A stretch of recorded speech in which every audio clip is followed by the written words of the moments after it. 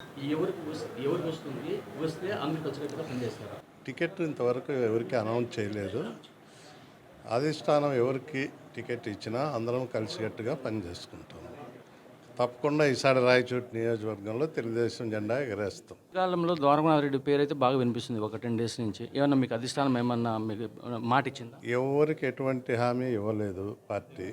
అయితే ఎవరికి ఇచ్చినా కూడా మేమందరం కలిసికట్టుగా పనిచేసుకుంటాం. ఈరోజు రామారావు వర్ధంతి సందర్భంగా అబ్బవరంలో ఈరోజు అందరము పోయి రామారావు గారికి పూలదండ వేసి అక్కడి నుంచే మేము అందరం కలిసి ఉండాము అని చెప్పేసి ఒక సందేశం పంపినాం కార్యకర్తలందరికీ. మేము ఎవరికి వచ్చినా బ్రహ్మాండంగా ఈసారి తెలుగుదేశం జెండా రాయచోట్లే ఎగరేస్తాం. అట్లే పార్లమెంట్ అభ్యర్థిని కూడా ఇక్కడ గెలిపించి ఎన్నో రోజులుగా మనం ఎదురు చూస్తున్న పాల్కొండ ఫ్యామిలీని మళ్ళీ అధికారంలోకి తీసుకొచ్చేదానికి మా వంతు మేము ప్రయత్నం చేస్తాం. అధిష్టానం మీకే టికెట్ అని చెప్పారంట. మీరు వాహనాలు కూడా రెడీ చేస్తున్నారంట. ఎంతవరకు నిజమన్నా? అవన్నీ ఎవరికి టికెట్లు హామీ ఇవ్వలేదు.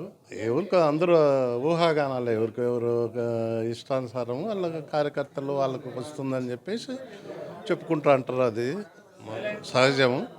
అయితే అధిష్టానం ఇంతవరకు ఎవరికి అనౌన్స్ చేయలేదు. అధిష్టానం ఎవరికి అనౌన్స్ చేసినా మేము అందరం కలిసి కరెక్ట్గా పని చేసుకుంటాం. ఎలక్షన్లు ఇంకా 90 రోజులు కూడా లేవన్నా. ఇప్పటి వరకు కూడా టికెట్ ఎవరికనేది కూడా ఇవ్వకపోతే మీ పార్టీకి నష్టమా లాభమా? లేదు, ఇప్పుడు అన్నీ అనౌన్స్. ఎందుకంటే అవి పొత్తులు గురించి కొంచెం డిలే అయింది. లేకపోతే ఎప్పుడు అనౌన్స్ అయ్యేది. పొత్తుల గురించి కొంచెం డిలే అయింది. అది అయిపోద్ది నెలాఖరికి లేదా ఫస్ట్ వీక్లో మా అన్నీ అనౌన్స్ చేసేస్తాం. మా పార్టీకి ఎటువంటి నష్టం లేదు. తెలుసు, కాంగ్రెస్ తెలంగాణలో లాస్ట్ మూమెంట్లో కూడా వచ్చినా టికెట్లు ఇచ్చినా గెలిచినారు.